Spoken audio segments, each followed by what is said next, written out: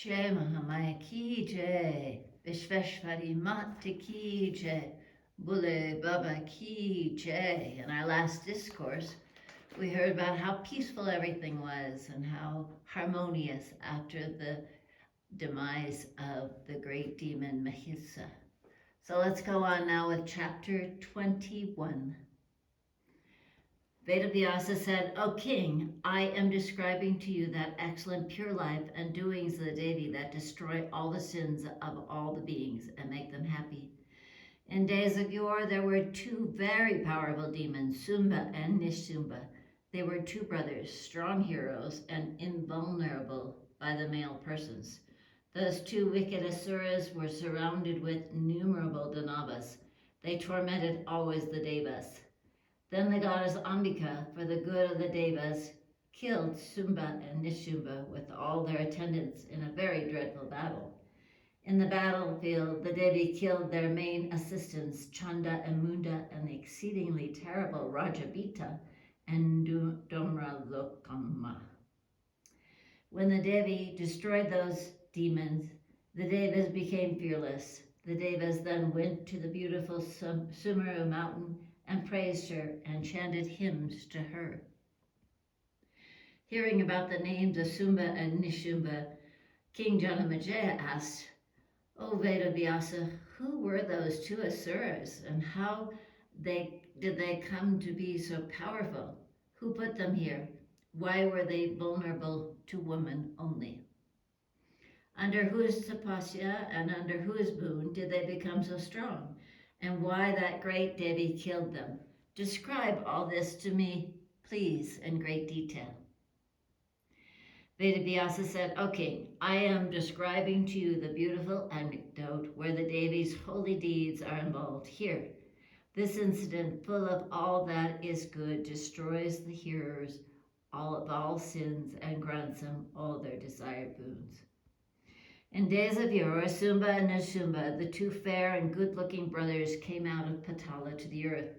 These two asuras, when they grew to their manhood, performed severe asceticism in Pushkar, the holy place of pilgrimage, the most purifying place in the world, and they refused to eat rice or water or anything.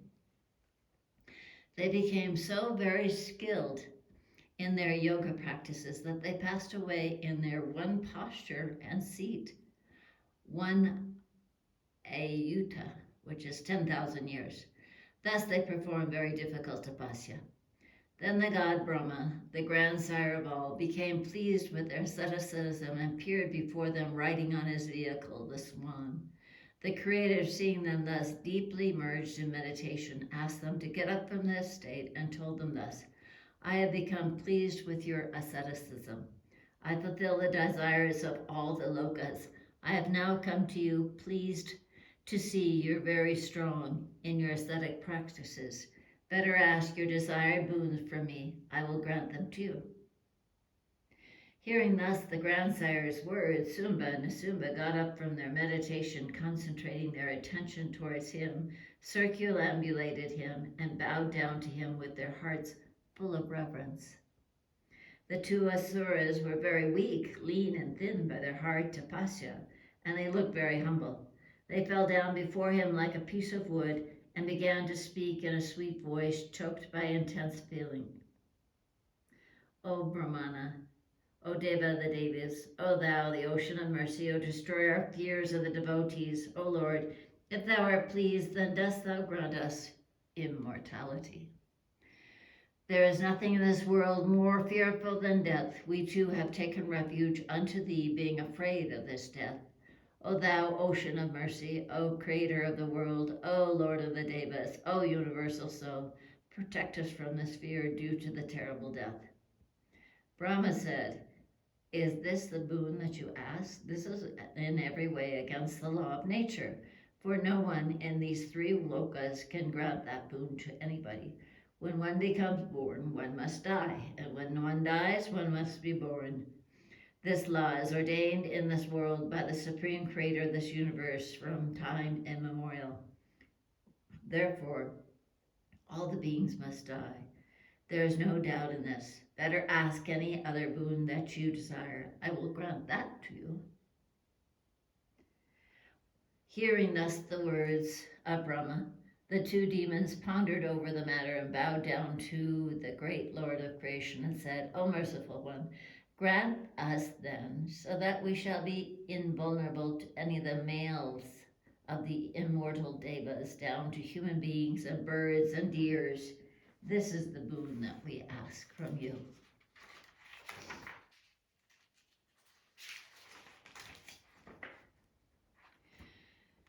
Where does there exist the woman so powerful as to kill us? We never fear any woman in all the three lokas. O Lord, O lotus born, we the two brothers want not to be killed by any male. The females are naturally weak, therefore we need not fear them. Hearing their words, the grandsire Brahma gladly granted them their desired boons and returned to his own abode. On Brahma going away, the two demons too returned to their own places. They then appointed the Muni Brigu as their priest and began to worship him. Brigu, the best of the Munis, then on an auspicious day when the stars were benign, got a beautiful golden throne built and gave it to the king.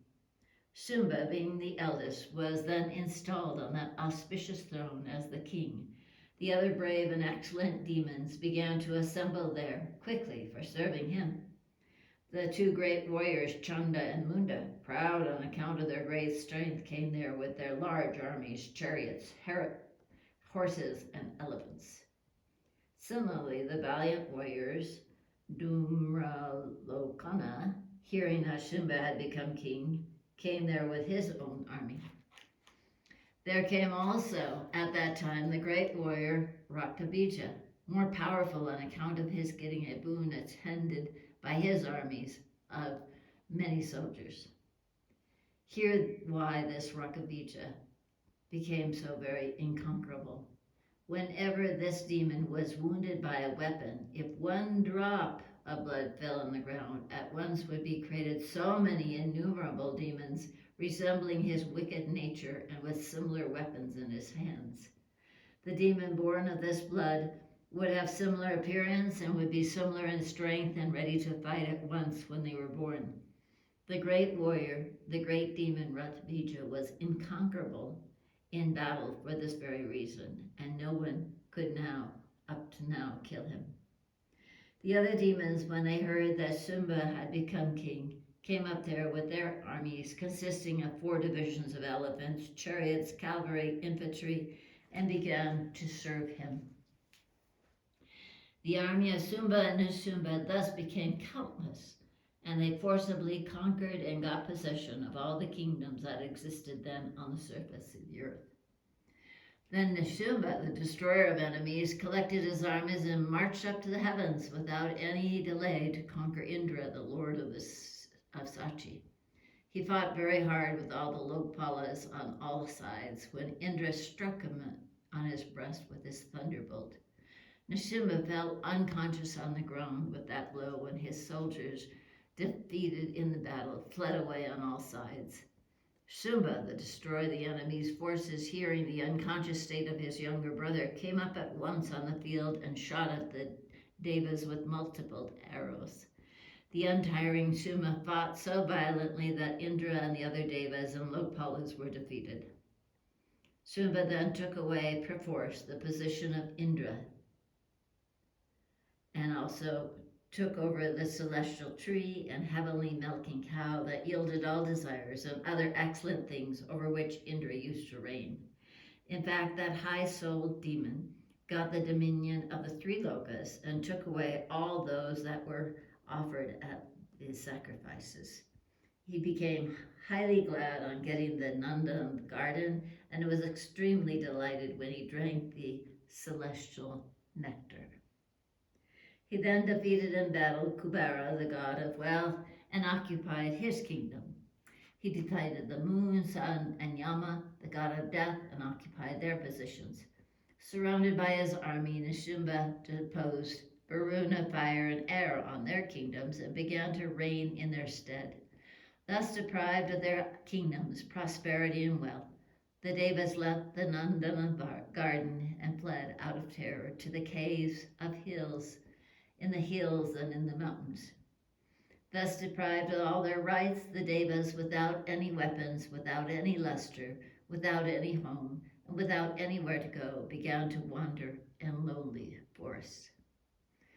O king, all the immortals began to knock about in lonely gardens, mountain caves, and rivers, and nowhere they found happiness. For happiness depends entirely unto the hands of fate, O Lord of men. Even those fortunate souls who are powerful and wealthy and wise meet at times with distress and poverty. How marvelous are the ways and manners of time.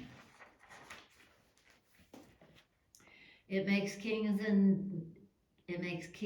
and donors beggars. It renders the powerful weak, the literate illiterate, and it makes great warriors into terrible cowards. Vasava performed 100 horse sacrifices and got the excellent Indra's position. But again he fell into extreme difficulties. Thus runs the wheel of time. It is time that bestows the gem of knowledge to a person, and it is time again that deprives that very same man of his wisdom and makes him a great sinner. The Bhagavan Vishnu takes incarnations under the control of time, in several lower wombs as boar, etc. And Lord Shiva carries on his body the human skulls that are not even fit to be touched. When Brahma, Vishnu, and Shiva and others suffer with such painful things, then one not need wonder at the workings of the great inscrutable time. Here ends the 21st chapter of the 5th book on the conquest of the heavens by Sumbha and Nishumbha in the Srimad Devi Bhagavatam, the Mahapurana of 18,000 verses by Maharishi Veda Vyasa. Jai Mahamaya ki jai, Vishveshvari Mat ki jai, Bole Baba ki jai.